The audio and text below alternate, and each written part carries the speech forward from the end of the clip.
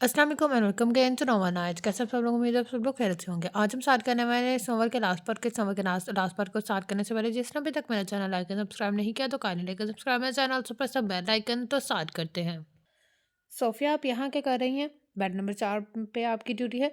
नए आने वाले मरीज लड़के कमरे कमर से से उसकी गप्पे हाँकते देखकर नरीम का पारा हाई हो गया। तो वो बुरे बुरे मुंह बनाती चलेगी। इन तीनों को वही तेवरा था। ज़रा किसी अच्छी पर्सनैलिटी, अच्छी हैसियत वाले मरीज को देखकर बेतकल्लुफ़ हो जाती थी। काफ़ी अरसे से नरीम बर्दाश्त कर रही थी। उनकी ओछी हरकतों के बायस अस्पताल की रेपुटेशन ख़राब होने का खदशा था। एक नई डॉक्टर और 4 नर्सें हॉस्पिटल में आई थीं, जिन्हें अपने पेशे वाराना फ़राइज़ से लगाव था। इस रॉवेश से उनको मुतासिर होना फ़ितरी था, सो उन्हें रोकना लाज़मी था। कमर, अब आपके की कैसी तबीयत है? वो सरहाने पड़ी उसकी फ़ाइल उठाकर देखने लगी। काफ़ी काफ़ी इम्प्रूवमेंट फ़ील कर रहा हूँ। ये सब आपकी सियाई का एहसास है? वो बोला तो वो सर झटक कर उसके सीने की बैंडेज बदलने लगी। दर्द से उसका ध्यान हटाने को वो इधर-उधर की बातें करने लगी। ऐन उसी वक़्त तारा ड्यूटी रूम में खड़ा उसको पूछ रहा था। आजकल बड़े चक्कर लगाने लगे हैं। साजदा ने हंसी से पर्दे में तंज़ किया। माँ, हाँ, अब मुस्तक़बिल तौर पर उधर ही एक कमरा लेना पड़ेगा ताकि रोज़-रोज़ के चक्कर से बचा सके। वैसे वैसे नरीम कहाँ है? उसने बात हंसी में उड़ाई। वो इधर जख्मियों के वार्ड में है। दूसरे गांव के नंबरदार का बेटा कमर भी है वहाँ। उससे हंस हंस के बातें हो रही हैं। सरमी ने लगे हाथों हिसाब बराबर किया और शक का तीर उसके अंदर तराजू कर गई। वो बड़े गौर से नरीम के पीछे खड़ा उसके मसरूफ अमल हाथों को देख रहा था। एक अजनबी के जिस्म का दर्द उसके साथ के हाथ भला क्यों समेट रहे थे? रकाबत की तेज लहर उसके तन मन को जला कर आग कर गई और वो एक गैर मर्द के इतने करीब झुककर बैंडेज का सिरा काटती नरीम उससे अपनी दस्तर से दूर महसूस हुई। ओके कमर साहब, अब आप आराम करें। इस डोज में स्लीपिंग पिल्स भी हैं। फ़ौरन पुरसकून नींद आएगी तो दर्द का एहसास भी नहीं होगा। वो उसे तसल्ली देती हुई मसरूर सी थी। तारक उन्हीं कदमों पलट गया। काफ़ी देर बाद जब वो सारे मरीजों को देख कर आई तो तारक स्टाफ रूम में गप्पे लगा रहा था। नई आने वाली डॉक्टर अफरा उसकी वजाहत मर्दाना शख्सियत से बहुत मुतासिर लग रही थी। क्यों, खैरियत कैसे आना हुआ? वो काफ़ी रोज़ बाद उसे देख रही थी। क्या खैरियत है? के बगैर नहीं आया जा सकता। वैसे मैं यूं ही मिलने आया था। वो एक गहरी निगाह साजदा, सोफिया, समरीन और अफरा पर डालकर बोला, तो आप बातें कीजिए, मैं आराम करने जा रही हूँ। उसे नज़रअंदाज करती हुए चलेगी तो तारक उसकी बेनियाजी पर ताव खाकर रह गया।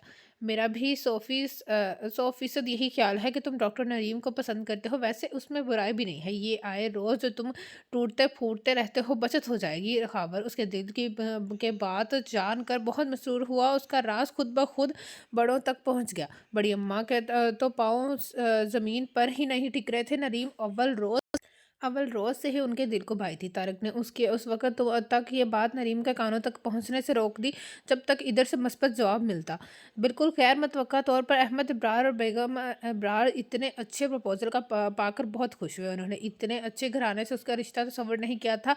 आला तरीम याफ्ता, स्मार्ट, खूबरू तारक उन्हें अपनी अपनी मांगी गई दुआ लगा। उन्होंने झट मंजूरी दे दी। उसके अलावा उन्हें क्या चाहिए था? शायद गाँव जाकर बहन को ले आया। अहमद इब्रार का इरादा बहन भाई की शादी के साथ करने का था। शायद का रिश्ता वो तय कर चुके थे। अब की बार सबका रवैया बदला हुआ था। लहजे में पुरानी तलखी का शायबा थकना था। ये अकदा भी खुल गया था। इसका रिश्ता जो तय हो चुका है बोझ सर से उतरने वाला था।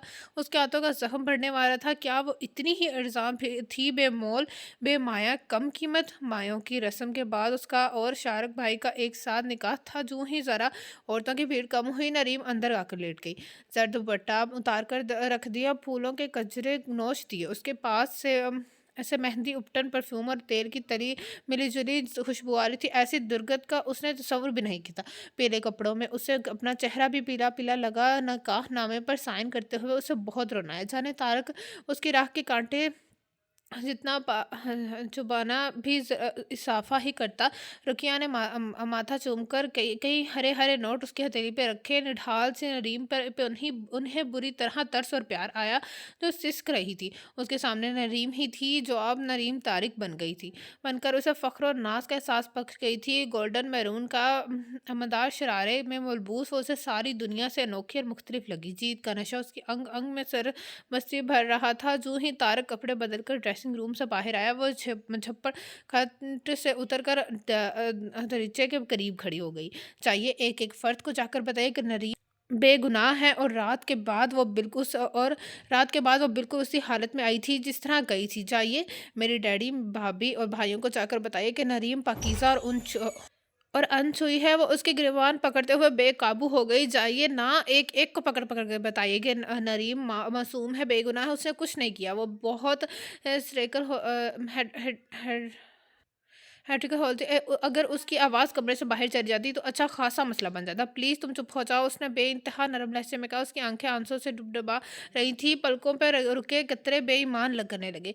प्लीज़ फ़िलहाल यहाँ से चले जाइए, और ना जाने मैं क्या कर बैठूँ। वो उसके आगे हाथ जोड़ गई। मैं इस वक्त कहाँ जाऊँ? सारा घर मेहमानों, हजरात और ख़वातीन से भरा हुआ। वो कहाँ तक बर्दाश्त करता? लहजे में तलखी आ ही गई। मैं ही चली जाती हूँ। वो फैसला कुन कदम दरवाजे की सिमत उठाने लगी। तारक ने उसका आंचल किनारे से थाम लिया। क्या तमाशा बनवाना ज़रूरी है? उसकी गिरफ्त बट्टे में मजबूत हो गई। तमाशा तो आपने बनवा दिया। हर शख्स मुझे मायनेखेज अंदाज में देखकर दूसरे के कान में सरगोशी करता है कि यही वो लड़की है जो एक रात अगवा के बाद वापस आई थी। माजी की एक एक बात आज उसे याद आ रही थी। दिल चाह रहा था सारी खुल आज ही बाहर निकाल दे। तारिक ने उसका महका महका आंचल छोड़ दिया और जूते उतारने की ज़हमत किए बगैर लेट गया। ये तो तय था कि वो हथियार फेंकने वाली नहीं थी। दावतों वगैरह से फरागत के बाद वो दोबारा हॉस्पिटल जाने लगी, जहां उसकी शादी ने नर्सों पर रोक सा तारी कर दिया। समरीन, साजिदा, सोफिया और इफ्रा ने बुझे बुझे दिल से मुबारकबाद पेश की। हाँ, घर वाले बहुत खुश थे, क्योंकि तारक की अखड़ा और खुद सर्ब तबीयत से उन्हें खौफ आता था। उन्हें यकीन था कि नरीम जैसी प्यारी प्यारी और धीमे मिजाज की लड़की बहुत जल्द उसे संभालेगी। मिसाल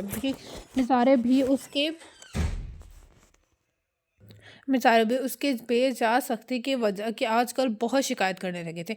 बात बात पर पे और होना उसकी तबीयत का खासा बन चुका था। उसके ख्यालात की शादी के बाद चौधरी साहब बदल जाएंगे बिल्कुल गलत साबित हुए थे।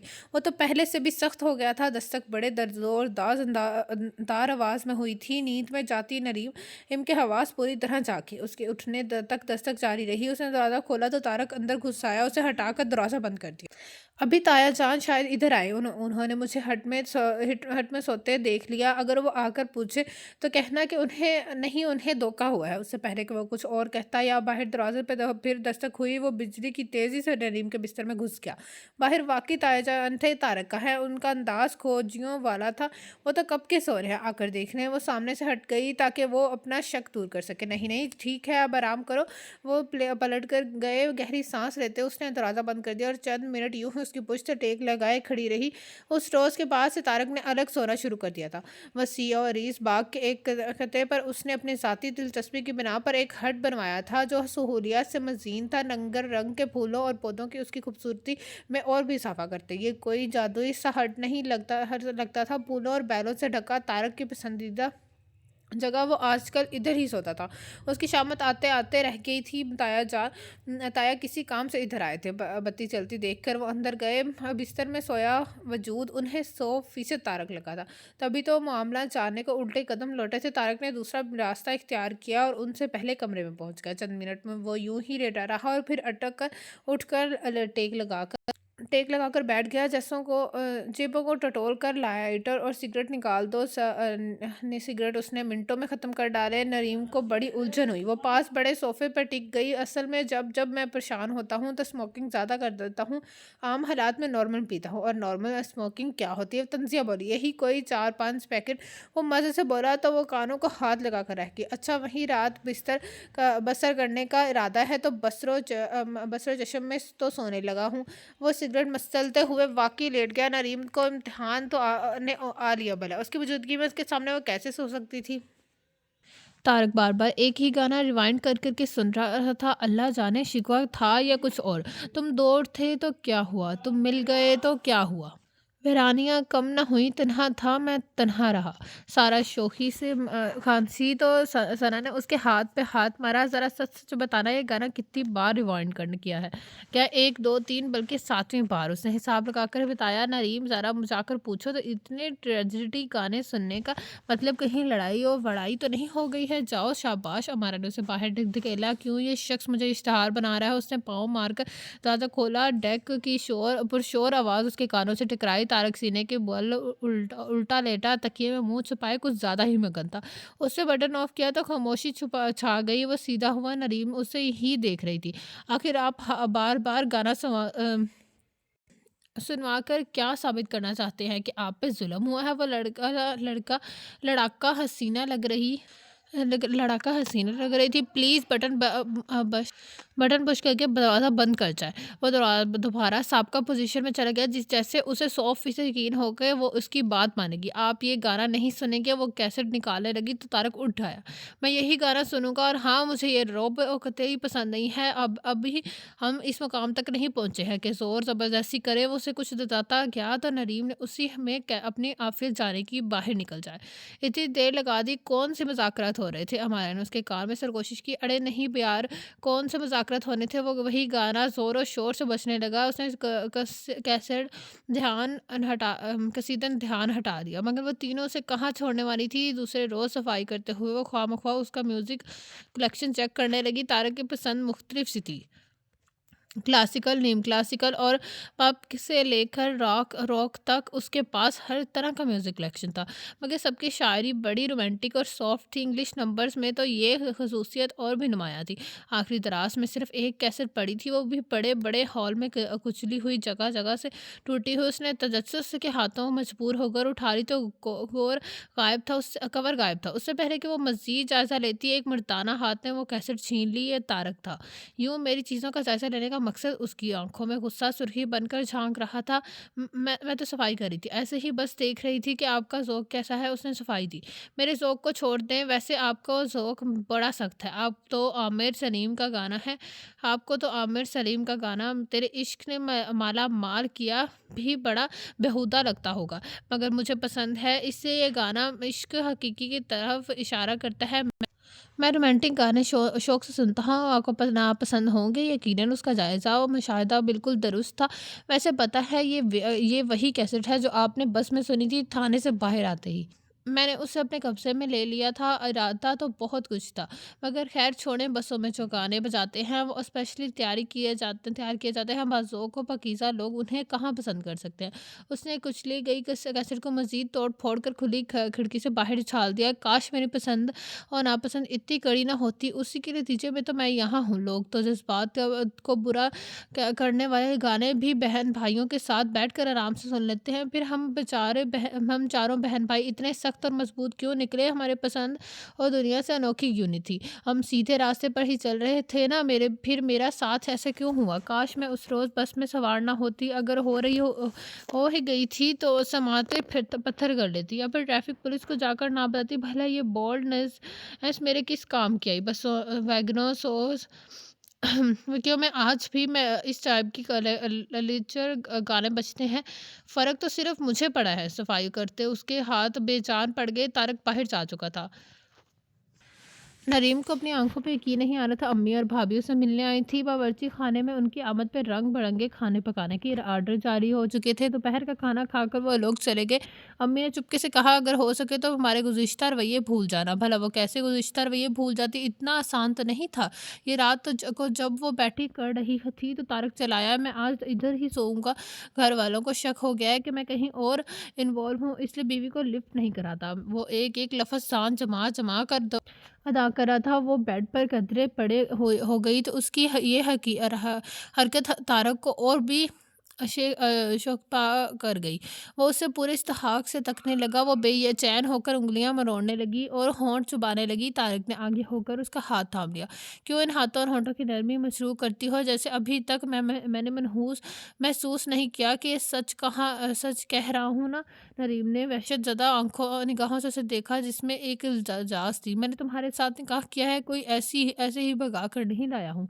आज उसका अंदाज पतला हुआ था। तो फिर जाइए, मेरे घर वालों को बता दीजिए आपने मुझे किस जुर्म के वाश में अगवा किया था, ताकि वो भी आपके चेहरे से वाकिफ़ हो सके। वो अक्सर उसकी जज्बात को यूं ही मजरूह करती थी। कब मेरी ہارے گی اور میں جیتوں گا۔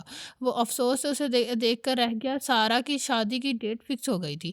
گھر میں مہمانوں کی آمد و رفت شروع ہو چکی تھی۔ گیسٹ رومز کی صفائی کرانا نریم کی ذمہ داری تھی اور وہ اپنی ذمہ داری کو تن ہی سے نبھا رہی تھی۔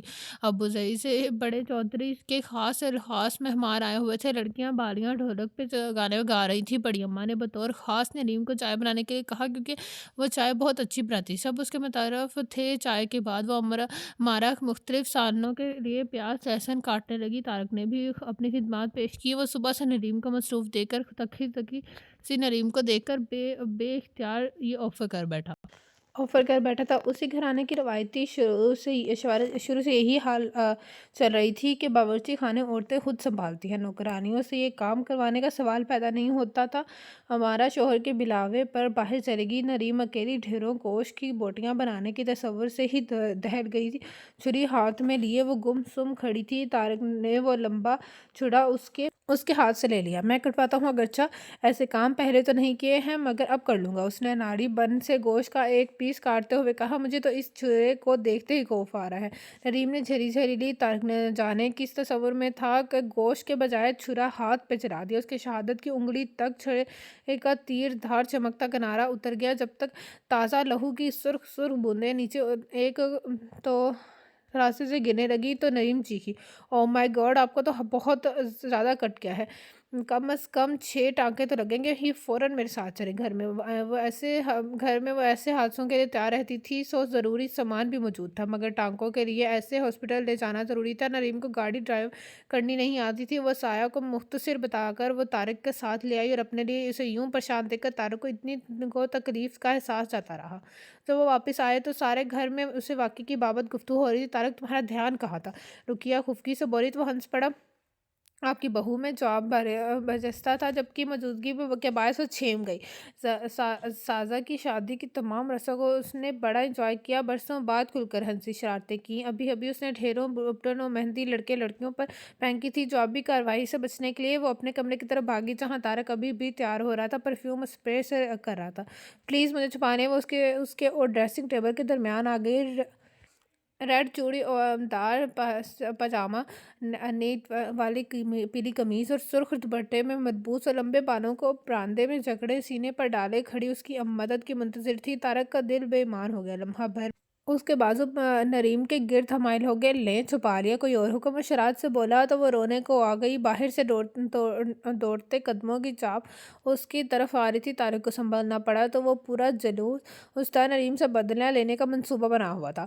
پلیز کچھ کریں نا، وہ ابھی سب میرے کپڑے خراب کر دیں گے۔ وہ بدحواس ہو رہی تھی۔ جو ہی یاور اندر آیا، طارق بولا، تم نریم کو ذرا میرے پاس بھیجو۔ وہ الٹے قدموں پہ یہ بتانے کو بھاگا کہ نریم ادھر نہیں ہے۔ وہ پردے کے پیچھے سے نکل آئی تھی۔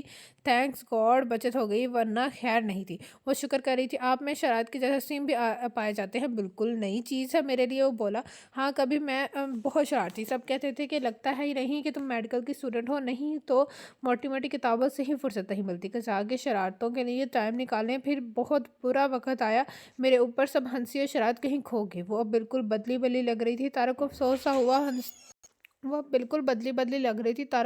سا ہوا۔ ہنستی مسکراتی خوشباش لڑکی کے روپ میں وہ کتنی اچھی لگ رہی تھی۔ میری ہنسی، میری مسکراہٹ واپس لا دیں۔ وہ اب آج پھر ہیٹریکل ہو رہی تھی۔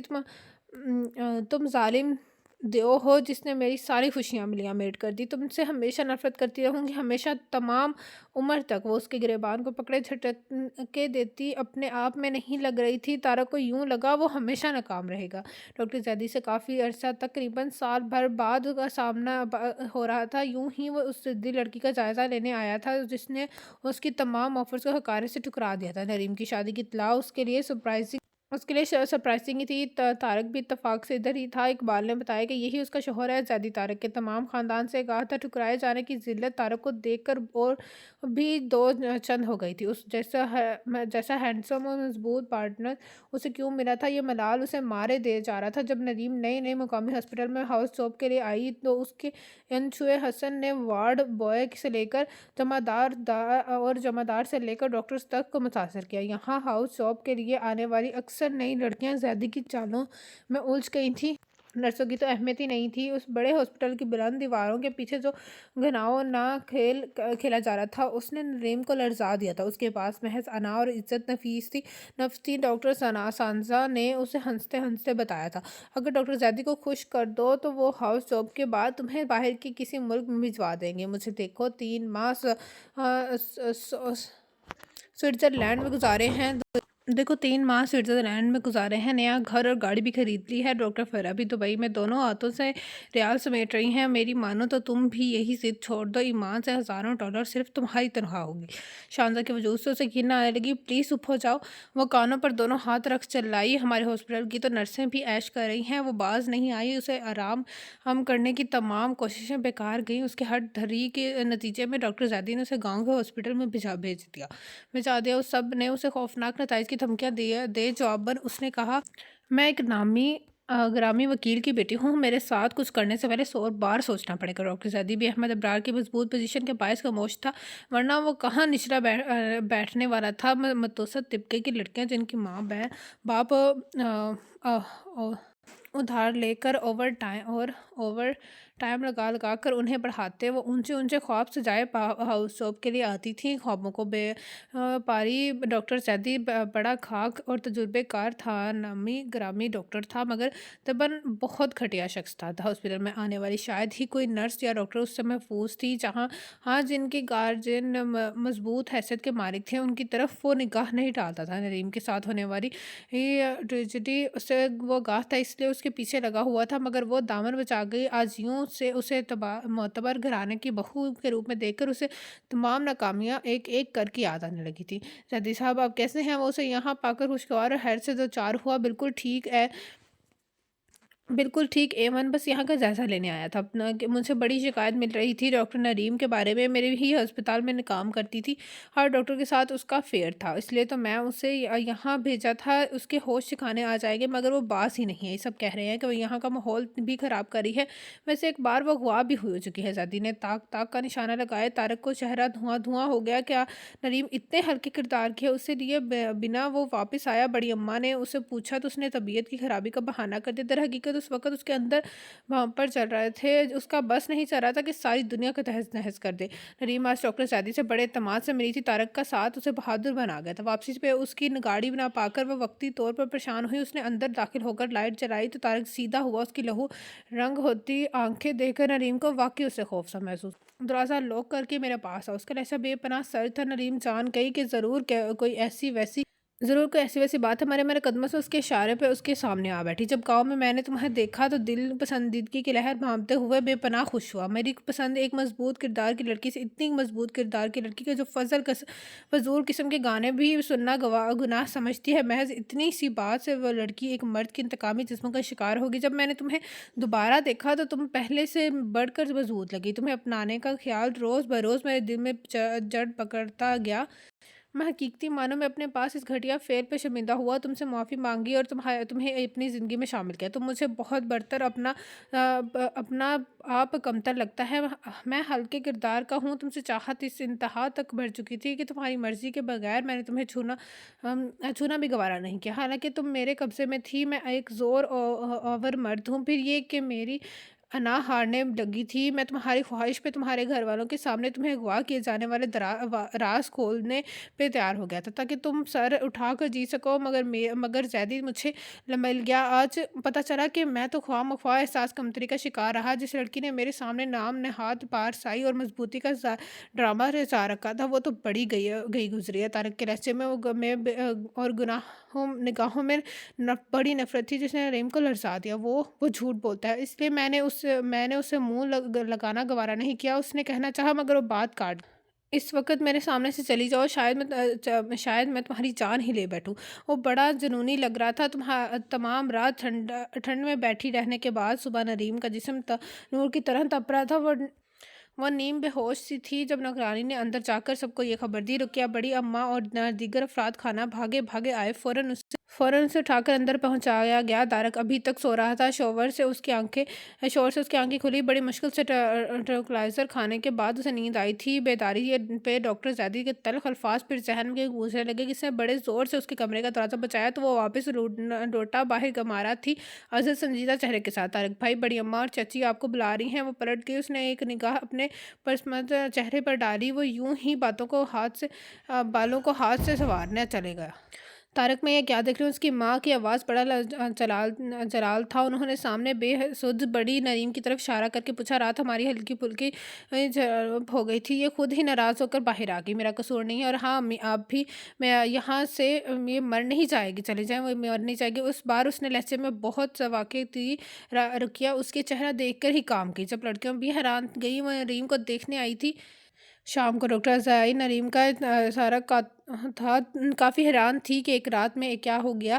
اس کے رائے کے مطابق نریم کی کوئی سخت ذہنی نہیں تھی لگی تھی۔ اس کو یہ ہو سکتا تھا کہ چاہے ولی اس کا نتیجہ یہ پہنچا کہ تھا کہ انہوں نے اپنے خوابوں میں طارق کو سجا لیا تھا۔ اس کے گرام سے بات کرنے کا انہوں نے غلط مطلب سمجھ لیا تھا۔ ہاں، اس کی ظاہری شخصیت ضرور ایسی تھی کہ ایسے غلط فہمی کا شکار ہو جاتا تھا۔ وہ بھی اس کی مردانہ وضاحت اور پرسنالٹی سے متاثر ہوئی کہ مگر طارق کے کہیں اور اٹھنے قدم وہ سمجھدار لڑکی سنبھل گئی۔ میں اب چلتی ہوں، میرا خیال ہے کہ تھوڑی دیر بعد ہوش آئے گا۔ افرا اٹھ کھڑی ہوئی، رقیہ اسے گاڑی تک چھوڑنے آ گئی۔ افرا کے کہنے کے مطابق تھوڑی دیر بعد وہ واقعی ہوش میں آ گئی۔ اپنے ارد گرد سب چہروں دیکھ کر اسے ازحد شرمندگی ہوئی۔ سارا مجھے میرے کمرے میں پہنچا دو، سب کے سامنے مجھے لیٹنے مجھے عجیب سا محسوس ہو رہا ہے۔ اس نے منت کی۔ کمزوری اس قدر تھی کہ سہارے کے بغیر اس سے ایک قدم تک نہیں اٹھایا جا رہا تھا۔ رقیہ نے زبردستی سے اسے ڈبل روٹی کے 2 پیس کھلائے۔ رات تک سب کافی دیر اس کے پاس بیٹھے رہے، ہلکی پھلکی باتیں کر کے اس کا دل بہلایا جاتا تھا۔ طارق کے آنے پر اسے دواؤں کی تفصیل بتا کر سب نے اپنے اپنے کمرے کی راہ لی۔ تم تو بڑی کمزور نکلی، میں تمہیں بڑی سخت چیز سمجھتا تھا جو کئی ماہ تک میری ایک بات نہ سن سکی۔ وہ کرسی اٹھا کے بیڈ کے سامنے بیٹھ گیا، ٹانگیں اٹھا کر اس کی طرف کر لی، یوں کہ وہ نریم کے بازو اور شانے سے ٹچ ہو رہا تھا۔ وہ قدرے پڑرے ہو گئی اور کورٹ بدل گئی۔ اس کی زہر بھری باتیں سن کے اس میں ہمت ہی نہیں تھی۔ اٹھو، دوا پی لو، میں فی الحال تمہیں زندہ ہی رکھنا چاہتا ہوں۔ وہ سختی سے اس کے بازو کو پکڑ کر اسے اٹھاتے ہوئے بولا تھا۔ نریم کے اندر صبر کی طاقت دم توڑ گئی۔ آپ نے ڈاکٹر زیدی کے حوالے سے مجھ سے جو کچھ کہنا ہے ایک بار ہی کہہ لیں۔ میرا اب اس مکر وہ کردار شخص سے کوئی تعلق نہیں ہے۔ آنکھوں سے اچانک پھسل آنے والے آنسو کو اس نے آستین سے صاف کیا۔ میری جان، تعلق بنتے نہیں بنائے جاتے ہیں۔ وہ سیدھا اس کی روئی روئی آنکھوں میں جھانک رہا تھا۔ نریم کو بے پناہ ضبط سے کام لینا پڑا۔ ابھی کچھ دنوں پہلے ہی وہ سنجیدگی سے اس کے بارے میں سوچنے لگی تھی۔ اس کے گزشتہ تلخ باتیں بھول کر اسے طارق کو بے بسی کے گرداب سے نکال لینا چاہیے تھا۔ وہ یقیناً اس کا احسان مند ہوتا، اس کی ہر بات سے بے ظاہر ہوتا کہ وہ نریم کو واقعی چاہنے لگا ہے۔ اسے اس چاہت کی قدر چلنی چاہیے تھی۔ ڈیڈی، ممی، بھائی سب اس کی شادی کے بعد کتنے خوش اور آسودہ ہو کر دکھائی دے رہے تھے۔ طارق سے اسے جو نفرت تھی آہستہ آہستہ ختم ہو رہی تھی۔ وہ اتنا قابل نفرت بھی نہیں تھا اس کی مہربانی کہ وہ اسے جو کا تو واپس چھوڑ گیا۔ ہاں، اس کا طریقہ ضرور غلط ہے۔ اس کی سزا بھی تو بھگت رہا تھا۔ ضمیر کی سزاؤں سے بڑھ کر کوئی سزا نہیں ہوتی۔ مجھے آگے بڑھ کر اسے یہ مستحق سنا دینا چاہیے تھا کہ میں تمہاری انا کو ہارنے نہیں دیا ہے، مگر اس سے پہلے نہیں نہ جانے یہ زیدی کہاں سے ٹپک پڑا جس نے طارق کو شک کی وادیوں میں لا کھڑا کیا۔ وہ یکسر بدلا ہوا طارق تھا۔ مجھے دیر، میں خود دوائی پی لوں گی۔ اس نے ہاتھ آگے کیا۔ نہ جانے کس لیے خود کو یوں بچا کے رکھتی ہو کیا مجھ سے؟ اس نے اگلا جملہ اور وار دونوں معنی خیزی تھے۔ نریم سے بے بسی سے دیکھ رہی تھی۔ تم نے مجھے اتنا ڈس ہرٹ کیا ہے کہ میں نے اس بیڈ روم میں سونا بھی تمہاری توہین تصور کرتا تھا۔ تمہاری طرف بڑھتے قدم پہ یہ سوچ کر روک لیتا کہ قدم بہت آلودہ ہے۔ میں تو تمہارے لیے خود کو بہت خالص بنا رہا تھا، اتنا خالص کہ تمہارا ہاتھ تھامتے ہوئے مجھے شرمندگی نہ ہو، مگر تم تو خود گند ہو، غلاظت کی پوٹ ہو۔ طارق کے جملے تھے کہ آگ اس کا کاروان دوان چلنے لگا۔ نہیں نہیں، یہ جھوٹ ہے۔ وہ کانوں پہ ہاتھ رکھ کر چلائی اور یک دم ہی طارق کے لبوں پہ کمال جرأت سے اپنے ہاتھ رکھ دیے۔ اس کی کامتی ہتھیلی کی نرماہٹ طارق کے لیے یقیناً نئی بات تھی، مگر وہ پل بھر میں ہی جذبات کے گرواہ میں سے نکل آیا۔ دیکھیں، آپ بہت بڑی غلط فہمی کا شکار ہیں۔ ڈاکٹر زیدی اچھا آدمی نہیں ہے۔ کمزوروں سے فائدہ اٹھانے اس کے بائیں ہاتھ کا کھیل ہے۔ اس سے مجھ سے بھی اپنے مذموم ارادوں کی تکمیل چاہی تھی۔ جواباً انکار کیا تو وہ نریم نے اس کے دونوں ہاتھوں اپنے ہاتھوں میں تھام لیے تھے۔ آپ میرا یقین کریں نہ، اس نے طارق کا دایاں ہاتھ اپنے رخسار سے لگا لیا۔ یہ مکار لڑکی اس طرح مجھے راہ پر لانا چاہتی ہے، کہاں تو اپنا ہاتھ پکڑنے نہیں دیتی تھی، اور اب اس طرح۔ طارق نے جھٹ اپنا ہاتھ الگ کر لیا۔ خیر، جھوٹ سچ کا پتہ میں خود ہی لگا لوں گا۔ وہ لائٹ آف کر کے دراز ہو گیا۔ اس ڈاکٹر نریم نے تو ہمیں سارے عیش و آرام ہی بھلا دیے ہیں۔ مزے سے گھر بیٹھے کے تنخواہ وصول کر رہے تھے، بہت ہوا تو مہینہ میں 1-2 بار چکر لگا لے۔ اس میں بھی فائدہ تھا۔ دوائیوں کا ساگ جو آتا تھا اسے لگ سے بیچ کے پیسے کھڑے کرتے تھے۔ نہ کوئی فکر نہ پریشانی، مگر جب سے وہ آئی ہے قسم سے گھن چکر بنا رکھا ہے۔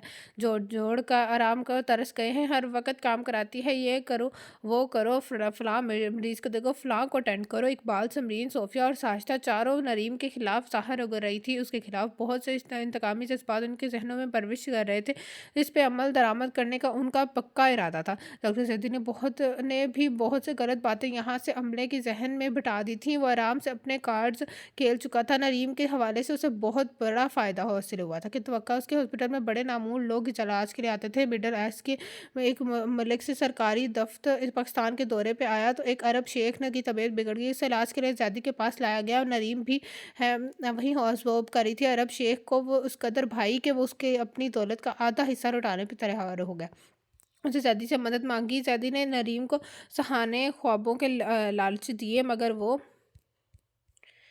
اس کی پیشکش کی خاطر ہی نہیں لائی۔ مگر وہ مان جاتی تو زیدی ملک کے چند مقبول لوگوں میں سے ایک ہوتا۔ اس وقت وہ نریم سے اور بھی زیادہ خار کھانے لگا تھا۔ کل ڈاکٹر صاحبہ کا فون آیا تھا کہ وہ آج آئیں گی، جلدی کرو، ایسا نہ ہو ہمیں باتیں کرتے دیکھ کر پارا اور بھی ہائی ہو جائے۔ اقبال نے اٹھایا۔ واقعی آدھے گھنٹے بعد وہ آ گئی۔ خلاف معمول وہ کافی تھکی تھکی لگ رہی تھی، گلابی رنگت میں زرد سی ہی کھل گئی تھی، آنکھیں بھی اندر دھنسی ہوئی تھیں۔ پھر سارا دن وہ تنہائی سے مریضوں کو دیکھ رہی تھی۔ ساتھ والے گاؤں سے ایک ایمرجنسی کیس آیا، کوئی عورت تھی جو شدید زخمی تھی۔ صبح کی آئی نریم اب دوسری صبح کی 4 بجے فارغ ہوئی تھی۔ تھکن سے برا حال ہو رہا تھا، مگر کامیاب آپریشن کی بڑی خوشی تھی۔ یہ ایک احساس تھا کہ وہ صاف روم میں ٹیبل پہ ہی سر رکھ سو رہی تھی۔ گھر فون کرنا اسے یاد ہی نہیں رہا۔ طارق 12 بجے آ کر پتہ کر گیا تھا۔ اسے معلوم ہو گیا کہ وہ اندر آپریشن تھیٹر میں ہے۔ پھر بھی اسے بہت غصہ آیا، کس طرح چین ہی نہیں آ رہا تھا۔ اور دوبارہ اس وقت جب وہ تھکن سے بے حال ہوئی ٹیبل پہ سو رہی تھی، ڈاکٹر افرا بھی اپنے کمرے میں جا چکی تھی، البتہ نرسیں وہاں تھیں۔ اس وقت وہ کسی سے بھی خوشی اخلاقی بگاڑنے کے موڈ میں نہیں تھی۔ نریم اٹھو، اس نے آہستگی سے اس کا شانہ ہلایا تو وہ ہڑبڑا گئی۔ مجھے نیند آ رہی ہے، وہ دوبارہ مدہوشی میں ڈوب گئی۔ میں کہتا ہوں اٹھو، وہ اب سختی سے بولا تو جھٹ اس کی آنکھیں کھل گئیں۔ طارق کے حلیے سے لگ رہا تھا کہ وہ نیند کی قربانی دیکھ کر وہ باہر آیا ہے۔ وہ باہر نکل کے کپا سی گئی۔ سردی زوروں پہ تھی۔ مہینے کے آخری تاریخوں کا چاند کہیں کہیں سے جھانک کر اندھیرے کے سینہ چاک کر کے کی ایک ناکام کوشش کر رہا تھا۔ اس کی ساری نیند بھاگ گئی۔ اس نے شکر کیا جب گرم کمرے میں ہیٹر آ کے بیٹھی۔ جب آپریشن ختم ہوا تھا تو مجھے فون کیوں نہیں کیا؟ کیا ہوا؟ سونے کو زیادہ دل چاہ رہا تھا؟ وہ آتے ہی شروع ہو گیا۔ اصل میں تھکن بہت زیادہ تھی۔ اس نے صفائی دینے کی بھی اپنی سے بہت خوب اور کوشش کی، بہت خوب۔ اور ادھر میں جو رات بھر سے جاگ رہا ہوں، 12 بجے بھی پتہ کرنے کا گیا تھا۔ اس نے نپے تلے لہجے میں بتایا۔ وہ اس کے لہجے پہ الجھتی ہوئی سے دیکھنے لگی۔ وہ اس قدر اہم ہے کہ طارق جیسا شک کی آگ میں جلتا مردات پھر سے جاگ رہا تھا، اور اتنی سخت سردی میں جب بستر چھوڑنے کو ہی جی نہیں چاہ رہا تھا۔ وہ دوبارہ اس کا پتہ کرنے گیا ہے۔ اس کے اندر کوئی نرم سا پھول کھلا، مگر پھر فوراً ہی مرجھا بھی گیا کہ اس کی ذات شک سے بلاتر نہیں ہے۔ جبھی تو وہ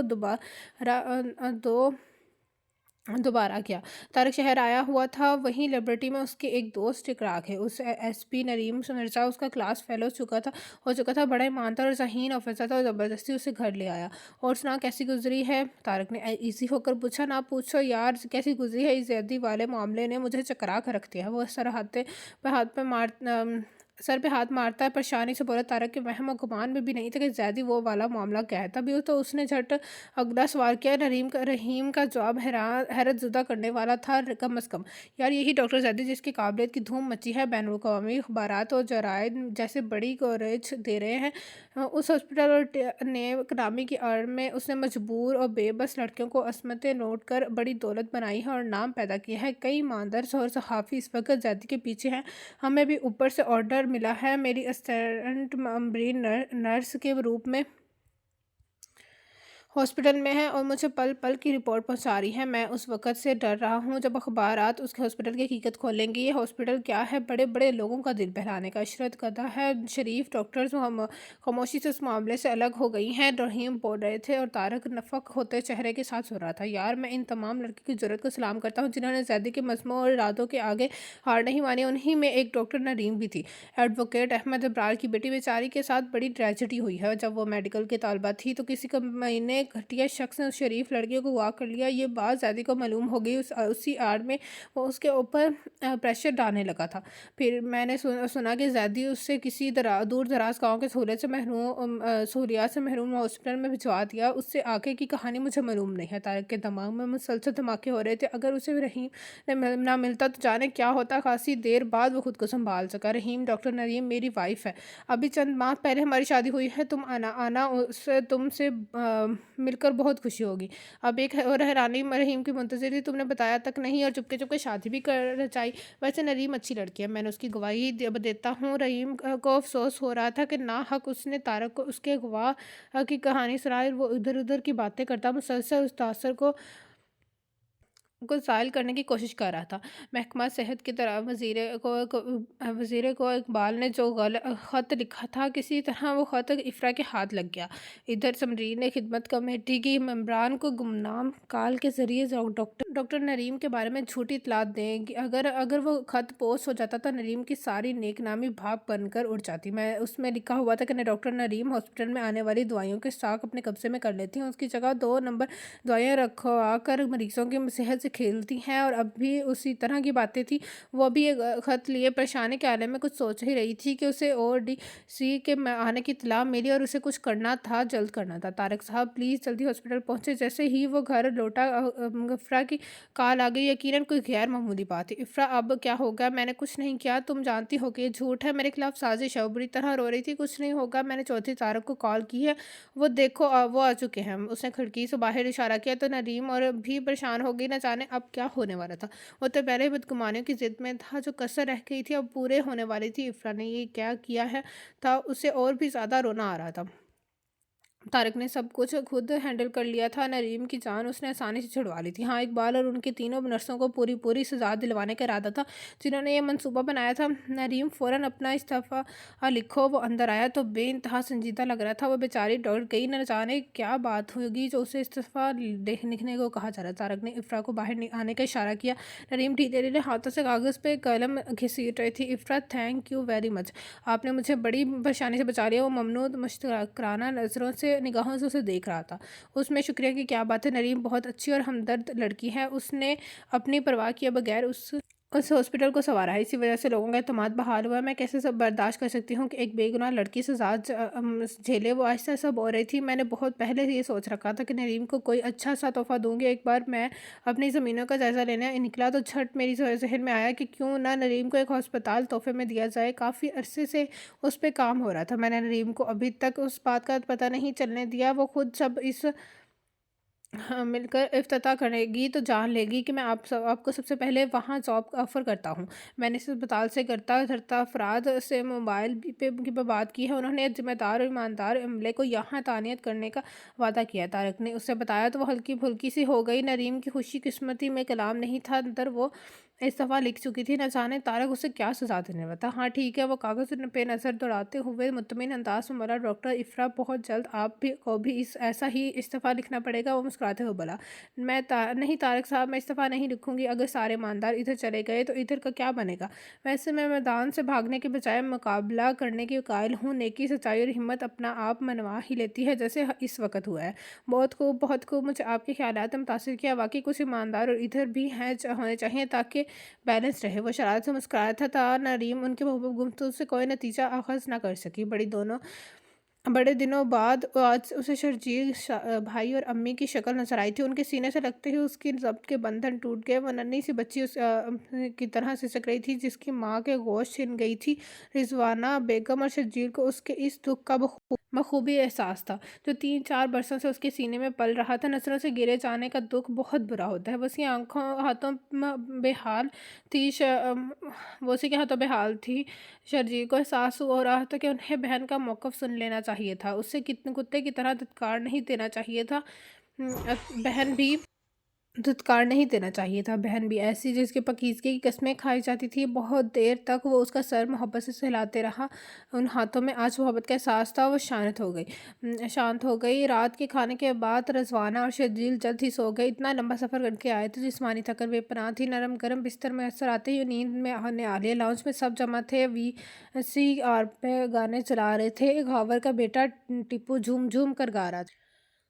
बालों के पीछे चोली के पीछे चोटी, चोटी के नीचे है परांदा, परांदे में दिल अटका। नरीम को अंदर आते देखकर खामोशी छा गई। टिप्पू की जुबान रुक गई। तारक आहिस्की से उसके कान में बोला, तुम्हारी आंटी को ऐसे गाने पसंद नहीं है। टिप्पू ने वीसीआर ऑफ कर दिया। आई एम सॉरी आंटी, आइंदा ऐसे गाने नहीं सुनूंगा। हाँ भाई नरीम, तुमने खूब इनका ब्रेन वॉश किया है। मुझे यकीन है बहुत जल्द ये संभल जाएंगे। टिप्पू की शर्मिंदगी हौसला अफजा है। खावर कहाँ कह रहा था, हाँ भाई नरीम, तुमने तो हमारे घर में सबको बज़ौक़ बना दिया है। अच्छी शायरी और म्यूज़िक का सेंस दिया है। जो चीज़ बार बार सुनी जाए दिल पे ज़ोर असर करती है। अगर अगर अच्छा गाना, अच्छी शायरी सुनी जाएगी तो दिल और दिमाग पे मस्बत असरात मरतब किए रहेगी। वाकई हमारा इस्लाम में बिलाशुबह अजीम तरीन मज़हब है। जिस बात को बयान करने वाला मौसीकी से पे ना सुनने में भी एक हिकमत है। मैंने आज ही अखबार में एक डॉक्टर की राय पढ़ी है जो कहता है कि अच्छी और सच्ची शायरी इंसान को मज़हब की तरफ ज़्यादा राग़िब करती है। बाबा बुल्ले शाह, सुल्तान बाहवा और ग़ुलाम फ़रीदी की काफ़ियाँ सुनकर लोग कैसे वजद में आ जाते हैं। उसके बरक़्स घटिया शायरी और घटिया म्यूज़िक इंसान को बुरे बुरे कामों पर उकसाता है। खबर की बातें सबके दिल में उतर गईं। नरीम ने उसकी तरफ देखा, गोया ये सब उसके दिल की आवाज़ थी। उसने मज़ीद इजाफ़ा किया, मालूम है नुसरत फ़तेह अली ख़ान को सुनकर बहुत से गैर मुस्लिम मुसलमान हो गए थे। यकीनन उनकी शायरी और म्यूज़िक को में कोई ताकत थी जिसने उनको गुमराह लोगों को रोशनी में ला खड़ा किया था। बस ये दिल के अंदर से उठता हुआ कोई जज्बा होता है जो आन वाहद में सारे असाब को जकड़ाकर उससे खुदाए वाहिद का इकरार आके कर दम लेता है। तारक एक यकटक उसे देखे जा रहा था। सच्चाई और नेकी के हसन से एक चेहरा था, कुछ और भी हसीन लग रहा था। वाकई ये लड़की चाहे जाने के काबिल थी। सब खामोशी और अपने ख्यालों में गलता थे। यावर ने खामोशी को तोड़ा, कोई बात करो, सबको साम सूंघ गया है। उसने खुशगवार माहौल पैदा करना चाहा, मैं तो जा रही हूँ सोने, रात बहुत हो गई है। नरीम उठकर खड़ी हुई। इसके बाद तारक भी सबको शब बखैर कहता आ गया। वो सारे भी उठ गए। ईशा की नमाज़ पढ़ने के बाद नरीम ने हीटर बंद कर दिया। तारक फ्लोर कुशन पर बैठ गया, उसके फारिग होने का इंतज़ार कर रहा था। मैं यहाँ सो सकता हूँ, वो उसे जहाँ नमाज पर तय करते देख कर बोला। आपका कमरा है, जहाँ मर्जी सोएं। वो उसे तारक का नया वार समझी थी, तभी तो आसान से बोली, मर्जी मर्जी मर्जी। अच्छा मजाक है यह। बाख्तियार होते हुए भी बेबस हूँ। उसके बरकस एक बेबस लड़की जिसके पास कोई ताकत है नहीं है या इख्तियार है। ऐसे क्यों है वो बेख्तियार शख्स?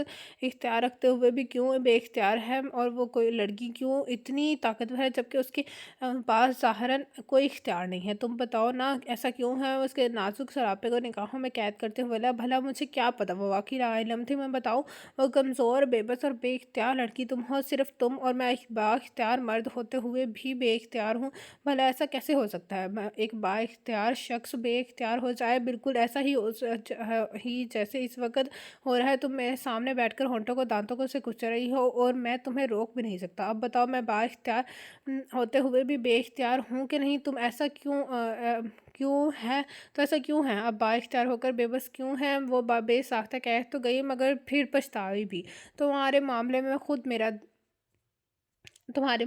खुद मेरा दिल मेरे मुकाबिल में डट गया है। कुछ ज़रूरी काम करने हैं, इसके बाद मुझसे बलादस्ती हो गई। वो फिर उलझ गई, ना जाने उन बातों को क्या मतलब था, वो क्या कहना चाहता था। ज़रा अपना दुपट्टा तो देना, मेरे सर पे शदीद दर्द हो रहा है। तारक ने उसके शाने से दुपट्टे को खींचा तो उसकी मुनाफ़कत पे दिल ही दिल में राख हो गई। बाइख्तियार होते हुए भी बेख्तियार शख्स, सर में दर्द हो रहा है तो सर दर्द की गोली लें, दुपट्टे से भी कभी दर्द खत्म हुआ मेरा हो जाता है। दुपट्टा वाली ना सही, उसका दुपट्टा ही सही। वो नाड़ी पने से दुपट्टा पगड़ी के साइल में सर के इर्द गिर्द लपेटते हुए शरारत से बोला तो वह नए दुपट्टे के मुतवक्का हशर पे फातिहा पढ़कर रह गई। नरीम यार जल्दी करो, देर हो रही है। वो चौथी बार कमरे में छान कर गया था। सुबह से उसे तैयार होने का ऑर्डर मिला हुआ था, न जाने वो उसे कहाँ ले जाने वाला था। फिर यार का तर्ज ख़ात्म भी मायने खेज था। यार ज़रा ठहरिए, मैं अम्मी को बताऊँ। वो गुस्से का पाँव में डालती रकविया बेगम के कमरे की तरफ जाने ही वाली थी कि तारक ने उसका बाजू थाम लिया। रहने तो, अम्मी यहाँ नहीं है। वो फिर से वो सवाल जवाब की फुर्सत दिए बगैर गाड़ी तक ले आया। एक नौ तमीर शुदा बिल्डिंग के आगे बहुत सी गाड़ियाँ खड़ी थीं। उनमें उसके जाने पहुँचे पहचाने चेहरे थे। ताया अब्बू, छोटे ताया, चाचा जान, बड़ी अम्मी, अम्मी, ताई चाची, सारा, हमारा, सना, खावर, यावर, इफ्रा बिल्डिंग्स पे लगी सुनहरी तख्ती पे नरीम हॉस्पिटल लिखा देकर उसे सब की यहाँ मौजूदगी समझ आ गई। न जाने क्या था ये शख्स, हम लगाकर बात में बाहर रखता था। वो रोना शुरू हो गई। बड़ी अम्मा ने रिबन काटने के लिए कैंची उसके हाथ में थमाई तो उसने सू करते हुए फिता काटा। सबके साथ उसने भी घूम फिर के हॉस्पिटल का जायजा लिया। जदीद तरीन सहूलियत से आरास्ता हॉस्पिटल उसे ख्वाबों की तबीर लगा। बड़ी अम्मी, मुझे किसी ने कुछ नहीं बताया। घर आते ही वो शुरू हो गई, बेटा वो अपने बदसूरत रवैये का इजाला कर रहा था जो उससे तुम्हारा अगवा से सरजद हुआ था। उसने तो मुझे सबसे पहले बताया कि उसने इंतकाम में अंधा होकर एक लड़की की ज़िंदगी ख़राब कर दी। सब तुम्हें इस बदनामी के अंधे कुएं से निकलवाना चाहता था जिसमें तारिक ने तुम्हें फेंका था। हमने बड़े फ़ख्र से तुम्हें अपनी इज़्ज़त बनाया है। इस पे हमें कोई नेदामत नहीं। और हाँ, तारिक के किए की माफ़ी में हम इसकी तरफ से हमारे घर वालों से पहले ही मांग चुके हैं, मगर तारक को उसकी खबर नहीं है। बड़ी अम्मा वो रोते हुए उनके गले लग गई। आप कितनी अच्छी हैं, बल्कि आप सब अच्छे हैं। अब बस करो मेरी बेटी नरीम, हम सबसे अच्छी है। हो सके तो तारक को माफ़ कर देना बेटा। रकिया ने उसके आंसू साफ किए। तारक शिकार पर जा रहा था, उसे अपनी रवानगी की इत्तला देने। जब वो आया तो नरीम ने टेबल पर रखा एक खंजर देखने को उठा लिया।